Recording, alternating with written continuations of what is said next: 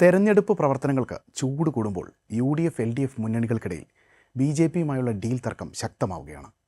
മുഖ്യമന്ത്രി പിണറായി വിജയനും പ്രതിപക്ഷ നേതാവ് VD സതീശനും ആരോപണ പ്രത്യാരോപണങ്ങളുമായി രംഗത്തെത്തിയിരിക്കുകയാണ്. കേരളത്തിൽ പാലക്കാടടക്കം 10 മണ്ഡലങ്ങളിൽ CPMും BJPയും തമ്മിൽ ഡീലുണ്ടെന്ന് VD സതീശൻ കഴിഞ്ഞ ദിവസം ആരോപിച്ചിരുന്നു. ഇതിന് മറുപടിയായി കോലീബി എന്നറിയപ്പെടുന്ന പഴയ കോൺഗ്രസ് ലീഗ് BJP സഖ്യം ഓർമ്മിപ്പിച്ചായിരുന്നു പിണറായി വിജയൻ്റെ മറുപടി. BJPയുമായി കൂട്ടുകെട്ടുണ്ടാക്കിയ ചരിത്രമുള്ളത് കോൺഗ്രസിനാണെന്നും 2016 നേമത്ത് BJP ജയിക്കാൻ കാരണം കോൺഗ്രസ് ആണെന്നും പിണറായി വിജയൻ ആരോപിച്ചു. UDFന്റെ വോട്ടിന് ഇടിവുണ്ടായെന്നും നേമത്തെ അന്നത്തെ BJPയുടെ ജയം ഡീലിൻ്റെ ഭാഗമാണെന്നും പിണറായി ആരോപിച്ചു. തദ്ദേശ തെരഞ്ഞെടുപ്പിൽ BJP 2ാം സ്ഥാനത്തെത്തിയ പാലക്കാട് മണ്ഡലത്തിൽ LDF ഒരു വ്യവസായിയെ സ്വതന്ത്ര പരീക്ഷണത്തിനിറക്കിയത് ചൂണ്ടിക്കാട്ടിയായിരുന്നു സതീശൻ BJP-CPM ഡീൽ ആരോപണമുയർത്തിയത്. പിന്നാലെ AICC ജനറൽ സെക്രട്ടറി KC വേണുഗോപാലും ഈ ആരോപണം ആവർത്തിച്ചു. BJPക്ക് സ്വാധീനമുള്ള മണ്ഡലങ്ങളിൽ ഘടകകക്ഷികളെ മത്സരിപ്പിക്കുന്ന രീതി NDA സ്വീകരിച്ചത് ഡീൽ ആരോപണത്തിന് കരുത്തു പകരുകയാണ്.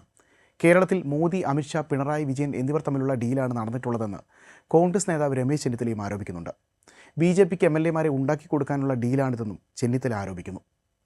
എന്നാൽ വർഗീയതയെ കൂട്ടുപിടിച്ച് പ്രതിപക്ഷം അസത്യപ്രചാരണം നടത്തുകയാണെന്നായിരുന്നു മുഖ്യമന്ത്രി പിണറായി വിജയൻ്റെ പ്രതികരണം. പ്രകടന പത്രിക ചവറ്റുകൊട്ടയിലെറിയുന്ന സംസ്കാരം ഇന്നില്ലെന്നും മുഖ്യമന്ത്രി പറയുന്നുണ്ട്. ശബരിമലയിൽ സർക്കാരിൻ്റേത് കൃത്യതയോടെയുള്ള നിലപാടാണ്. ശബരിമല പ്രചാരണ വിഷയമാക്കണോ എന്ന് പാർട്ടികൾക്ക് തീരുമാനിക്കാം. പ്രചാരണ വിഷയമാക്കിയാലും LDFനെ ബാധിക്കില്ല. SIT അന്വേഷണത്തിൽ ബാഹ്യ ഇടപെടലില്ലെന്ന് ഹൈക്കോടതി പറഞ്ഞതുമൊക്കെ ചൂണ്ടിയാണ് മുഖ്യമന്ത്രി പ്രതിപക്ഷത്തെ പ്രതിരോധിച്ചത്. നുണേശൻ എന്ന രീതിയിൽ സതീശനെ ലക്ഷ്യമിട്ടുകൊണ്ടുള്ള പ്രചാരണ രീതി CPM നേരത്തെ തുടങ്ങിയിരുന്നു. സൈബർ ഇടത്തിൽ പ്രത്യേകം പേജുകളുണ്ടാക്കി. പാർട്ടി മുഖപത്രത്തിൽ പരസ്യവും നൽകി. സതീശൻ്റെ ആരോപണം അസംബന്ധമാണെന്നും അദ്ദേഹം ഓരോ ദിവസവും നുണ പറഞ്ഞുകൊണ്ടേയിരിക്കുമെന്നുമാണ് ഡീൽ ആരോപണത്തെ പ്രതിരോധിക്കാൻ CPM സംസ്ഥാന സെക്രട്ടറി MV ഗോവിന്ദൻ പറഞ്ഞത്. എന്നാൽ ഗോവിന്ദൻ അതേ നാണയത്തിൽ മറുപടി നൽകി VD സതീശനും രംഗത്തെത്തുന്നതായിരുന്നു കാഴ്ച. ആരോഗ്യമന്ത്രിയെ KSUക്കാർ കഴുത്തുരു പിടിച്ച് തിരിച്ചെന്നും കൈപിടിച്ചൊടിച്ചെന്നും പച്ചക്കള്ളം വിളിച്ചു പറഞ്ഞയാളാണ് ഗോവിന്ദൻ. അതിലും വലിയ നുണ എന്താണെന്നായിരുന്നു സതീശൻ്റെ ചോദ്യം. ഡീൽ ആരോപണത്തെക്കുറിച്ചുള്ള പ്രതികരണത്തിൽ കോൺഗ്രസിനെ നാണംകെട്ട പാർട്ടിയെന്നാണ് BJP സംസ്ഥാന പ്രസിഡന്റ് രാജീവ് ചന്ദ്രശേഖർ വിശേഷിപ്പിച്ചത്. പാലക്കാട്ട് വ്യവസായിയെ സ്ഥാനാർത്ഥിയാക്കിയ CPMൻ്റെ രീതിയെ രാജീവ് ചന്ദ്രശേഖർ ന്യായീകരിക്കാൻ ഒരുമ്പെടുന്നതും കൗതുകകരമായ കാഴ്ചയായി. ശബരിമല ഉൾപ്പെടുന്ന റാന്നിയടക്കം ഘടകകക്ഷിക്ക് നൽകിയതിനെക്കുറിച്ച് BJP ഇതുവരെ വിശദീകരണമൊന്നും നൽകിയിട്ടില്ല. ഇത് പാർട്ടിക്കുള്ളിൽ തന്നെ വലിയ അതൃപ്തിക്ക് കാരണമായിട്ടുണ്ട്.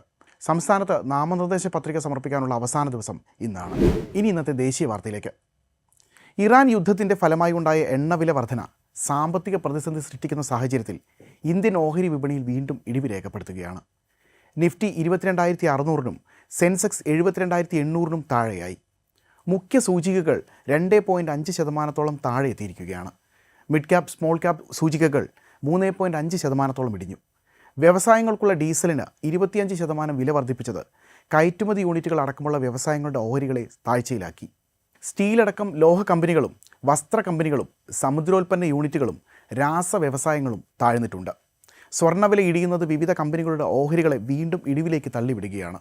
സ്വർണം, വെള്ളി ETF-കൾ 8%-ലധികം ഇടിവിലാണ് വിപണനം തുടരുന്നത്. തിങ്കളാഴ്ച വ്യാപാരം ആരംഭിച്ചതിന് പിന്നാലെ ബാങ്ക് നിഫ്റ്റിയിൽ 3%-നടുത്താണ് ഇടിവ് രേഖപ്പെടുത്തിയത്. എണ്ണവില ഉയരുന്നതും ക്രൂഡ് ഓയിൽ വിപണിയിലെ ചാഞ്ചാട്ടവും എണ്ണ കമ്പനികളുടെ ഓഹരികളെ പ്രതികൂലമായി ബാധിച്ചിട്ടുണ്ടെന്ന് വേണം കണക്കാക്കാൻ. മേഖലയിലെ പ്രധാന കമ്പനികളുടെ ഓഹരികളിൽ 25%-ലധികം താഴ്ചയാണ് ഈ ദിവസങ്ങളിൽ രേഖപ്പെടുത്തിയത്.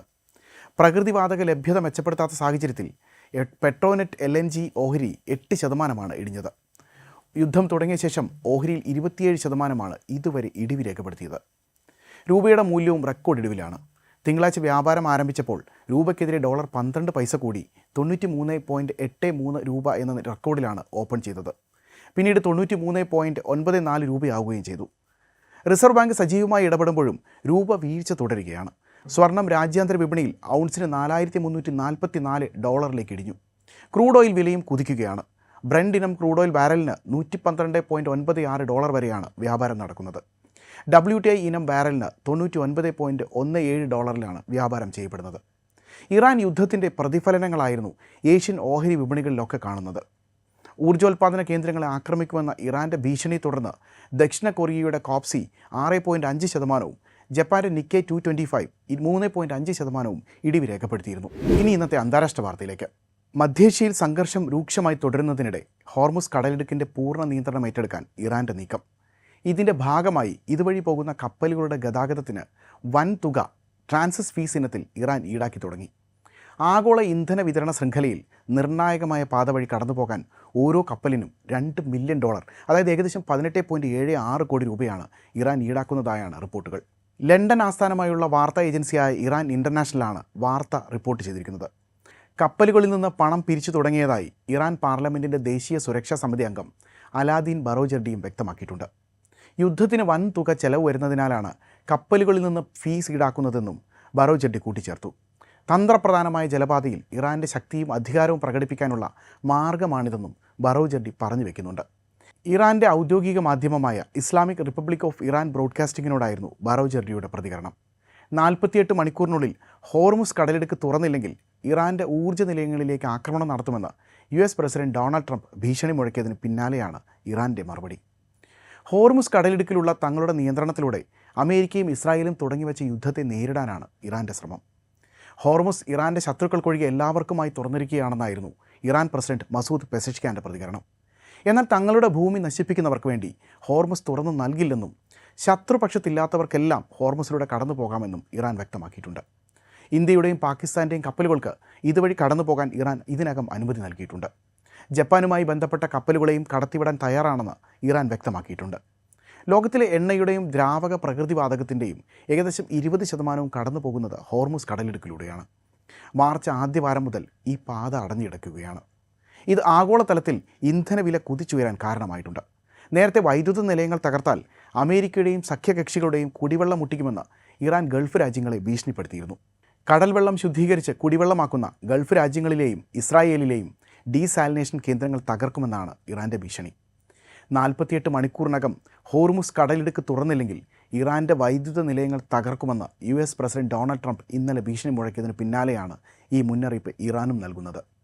അതിനിടെ മാർച്ച് 9 ബഹ്റൈനിൽ വ്യാപക നാശനഷ്ടത്തിനിടയാക്കിയ സ്ഫോടനം ഇറാൻ്റെ ആക്രമണത്തിൽ നിന്നല്ലെന്ന് തെളിഞ്ഞിരിക്കുകയാണ്. ഇറാൻ അയച്ച ഡ്രോണിനെ പ്രതിരോധിക്കാനായി US അയച്ച പാട്രിയറ്റ് ഇൻ്റർസെപ്റ്റർ മിസൈലാണ് നാശനഷ്ടമുണ്ടാക്കിയതെന്നാണ് ഇപ്പോഴുള്ള സ്ഥിരീകരണം.